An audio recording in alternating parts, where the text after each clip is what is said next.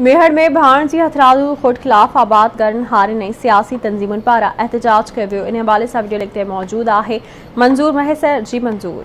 मुसलसल आबादगार हारी सियासी पार्टियन पारा भाण जी हथियारू खोट ब्लैक ते विकिरे खिलाफ एहतजाज जारी आहिनि। अॼु सिंध यूनाइटेड पार्टी पारा इंडस हाईवे का एहतजाजी रैली कढी मुख्तियार कार असिस्टेंट कमिश्नर ऑफिस मेहड़ आॾो एहतजाजी धरणो आयो आहे। असीं हिन धरणे में शरीक SUP अॻुवाणनि ऐं आबादगारनि सां ॻाल्हि ॿोल कंदासीं। उन्हनि जा ॻाल्हियूं ॿुधासीं त हू छा था चवनि। हाणे कमीशन ते ब्लैक ते विकिरो कयो थो वञे, आबादगारनि हारियुनि सां नाइंसाफ़ी की थी वञे, उन अमल के ख़िलाफ़ आबादगार इतिहाद ककोलवा जदोजहद कमेटी सिंध यूनाइटेड पार्टी की तरफा ही एहतजाज आहे। असीं ही मुतालबो था कयूं आला इदारनि में वेठल इंसान दोस्तनि खां ऐं असांजे इंसानी हक़नि जे तंज़ीम खां chief justice supreme court of Pakistan खां सिंध खां त जेकी इंसान दोस्त धुरियूं आहिनि ऐं उहे हिन भाण जी खोट जो पाण मुरादो नोटिस वठनि। को मुख्तियार कार ऑफिस मेहड़ के अॻियां पुरमन असांजो एहतजाजी धरणो आहे। उहो सिंध यूनाइटेड पार्टी मरकज़ जी हिदायतुनि ते साईं जलाल महमूद शाह जॾहिं टेलीविज़न ते सोशल मीडिया ते ॾिठो त मेहड़ जा आबादगार कैन शाह दादू जो आबादगार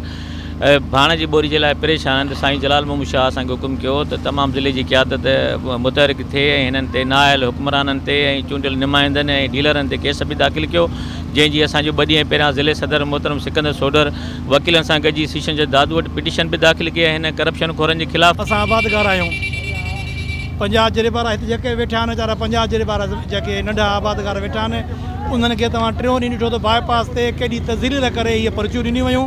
पर्ची ॾियण खां पोइ उन्हनि खे चयो त भई तव्हांखे भाण मिलंदो। हिन खां थियो छा, उहे साॻियो मुख्तियार कार उहो जेको ट्रालो आयो आहे उहो वञी हिकिड़े प्राइवेट जेको आहे राइस मिल ते लाहे उन्हनि पंहिंजे आशीर्वाद जा जेके माण्हू उन्हनि खे वञी जेको आहे भाण ॾिनो आहे। असांखे वॾो हिननि नुक़सानु ॾिनो आहे। बिज बि महांगा वरिता आहिनि, भाण जले बि असांखे काश कोन रुलाए मारियो आहे। असां DC दादू जे ख़िलाफ़ ऐं AC मेहड़ जे ऐं SDM मेहड़ जे ख़िलाफ़ ऐं मुख्तियार कार जे ख़िलाफ़ असां हे धरणो आयो। यूनाइटेड पार्टी पारां भाण जी हथियारू खोट ऐं ब्लैक ते विकिरो करण ख़िलाफ़ एहतजाजी धरणे में शरीक अॻुवाणनि ऐं आबादगारनि जो ॻाल्हियूं ॿुधियूं। हिननि जो चवणु आहे त मेहड़ में बासरनि खे बासर सरेआम भाण ब्लैक ते विकिरो कनि था।